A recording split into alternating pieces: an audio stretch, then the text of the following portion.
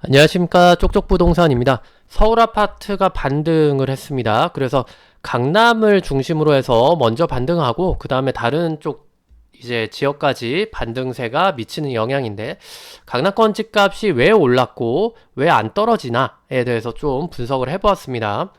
일단 사람들이 강남을 좋아하는 이유는 무엇일까요? 그래서 최신 트렌드나 유행, 강남 직장 다닌다는 자부심, 뭐 최고의 교통 요충지, 돈이 몰리는 곳 등등 이유는 많지만 대표적으로 나 강남 산다는 자부심이 제일 크다고 보고 있죠. 그래서 부동산이 중요하고, 이제 시세를 보면 이제 작년 9.13 대책 이후에 하락세를 면치 못하는 서울 아파트 시장에서 이제 강남만이 이제 6월 13일 기준으로 0.2% 찍었죠. 0.02% 찍어서 상승세를 찍었고 처음으로 하락세를 탈출했고, 요게 지금 6월 말까지도 계속 이게 좀 유지를 되고 있는 상황이거든요. 그래서 그림에서 보시는 대로 이제 이렇게 상승을 했고, 그러면 이제 정말 강남을 원하는 매수 대기자들이 무궁무진해서 수요가 갑자기 늘어서 이게 아파트 시세가 올랐느냐, 그래서 강남 아파트 사기한 현금 부자들이 그렇게 많은 건가? 라는 질문이 나오는데, 저는 이제 매수 대기자들이 올 초에 좀 하락을 했잖아요. 올해 초반에 하락기와 비교해서 늘어나지는 않았다고 보고 있습니다. 그래서 그렇다면 강남 집값이 도대체 왜 오르는 걸까요?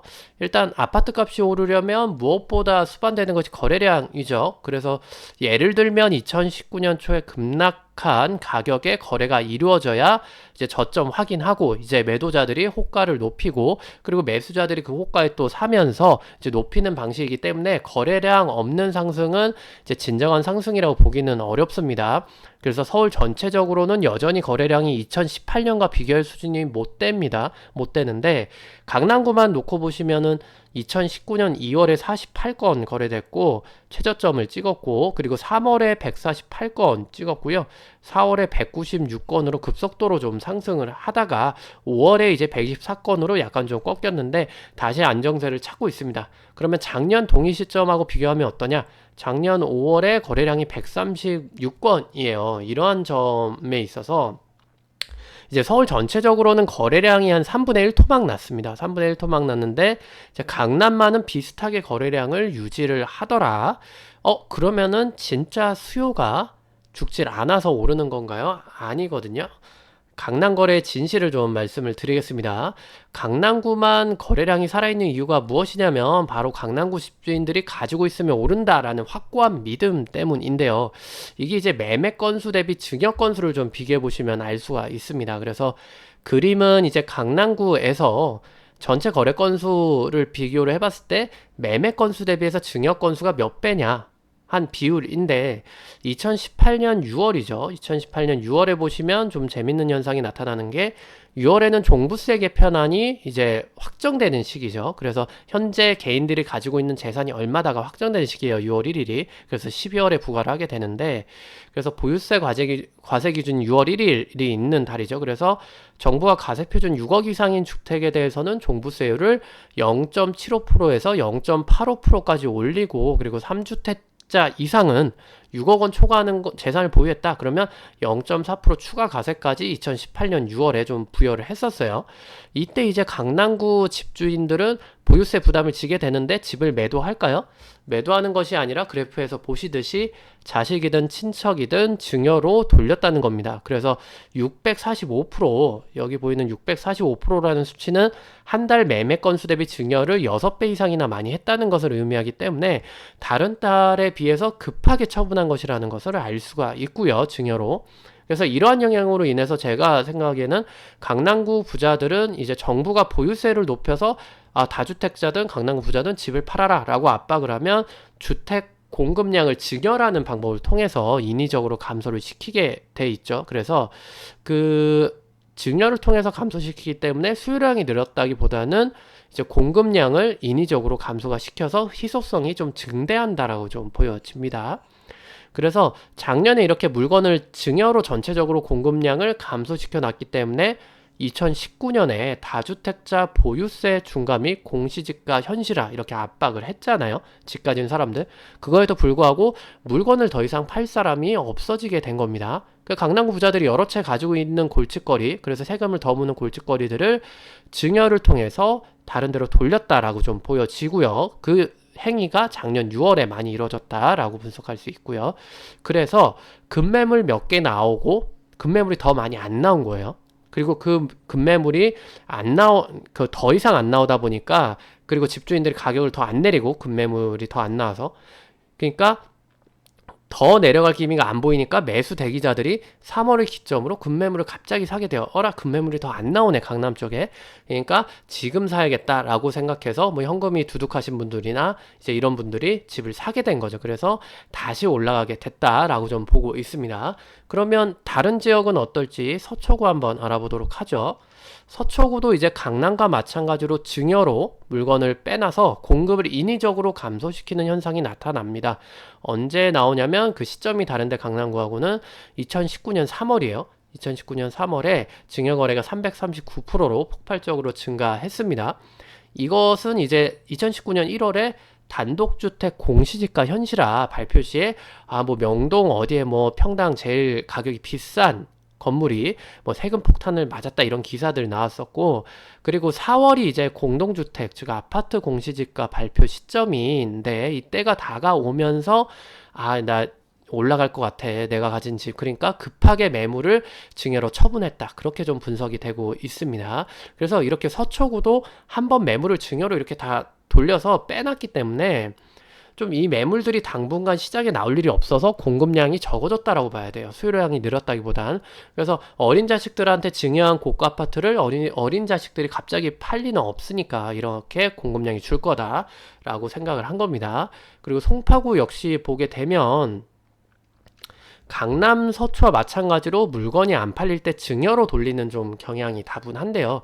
이제 그래프 보시면 2018년 7월에 이제 종부세 올린다는 사실에 한번 증여를 했죠. 271% 정도 증여를 했었고, 그리고 2019년 1월에 383%로 최고점을 찍게 되는데 2018년 12월부터 갑자기 헬리오시티 공급이 이제 많이 늘었죠. 그래서 입주가 이루어지면서 그러한 상황에서 일시적으로 안 풀리는 물건이 많이 쌓였었어요. 이때. 그쵸? 많이 쌓였는데 그러면은 급매로 내놓든지 더 싸게 급매로 내놔야 되는데 어느 정도 내놓다가 한 34평 기준으로 6억에서 6억 5천 정도 전세하는 정도로 내놓다가 안 팔리면 차라리 증여로 돌려서 재산을 보존하겠다라는 집주인들 판단이 좀 이루어진 것 같고요. 그렇기 때문에 이 383%라는 수치가 헬리오시티 입주한 2018년 12월 마지막 주 이후에 1월 달에 이렇게 많이 이루어졌다고 볼 수가 있겠습니다. 그리고 마지막으로 좀 강동구 좀 보겠습니다.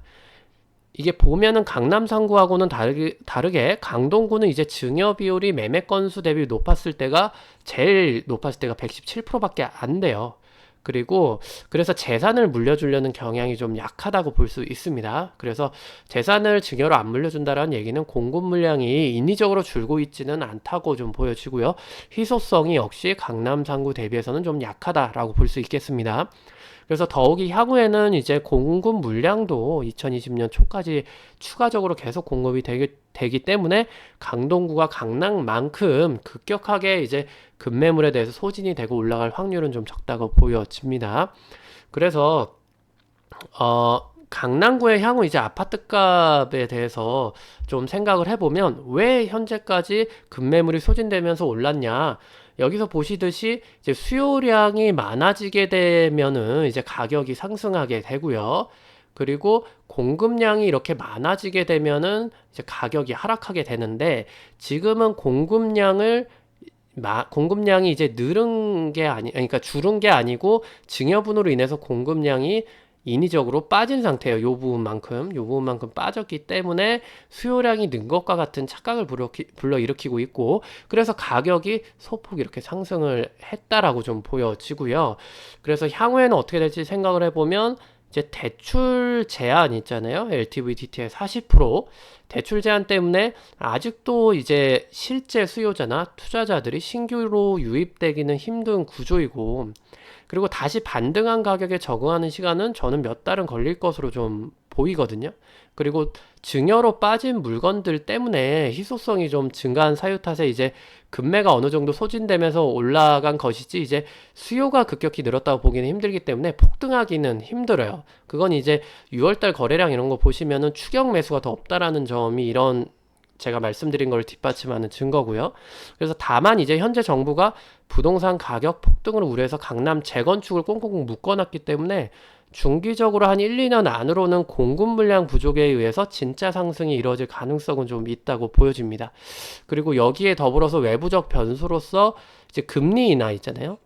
금리 인하 가능성이 되게 시사화되는 게 뭐냐면 제가 얼마 전에도 영상을 올렸지만 경제 성장률이 너무 안 좋다. 안 좋기 때문에 지금 건설 경기 이런 쪽 역시 마이너스 찍었거든요. 1분기 때.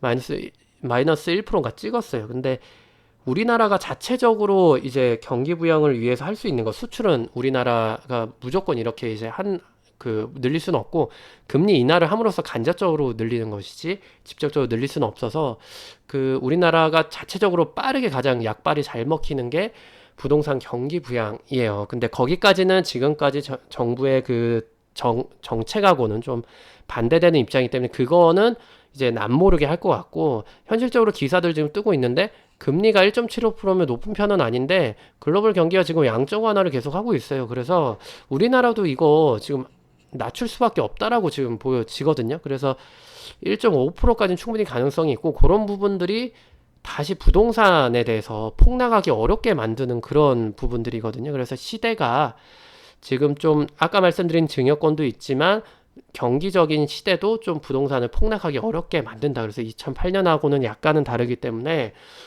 한 1, 2년 정도 안으로 좀 강남 쪽에는 이제 급매물 이런 거 음마나 주공 5단지 같이 이미 오른 거 말고 다른 쪽에 대해서는 급매물을 좀 진지하게 생각을 해 보셔야 돼요. 지금도 재건축 계속 꽁꽁 묶고 있어서 지금 한 3, 4년 늦고 있기 때문에 공급량도 늦어질 겁니다.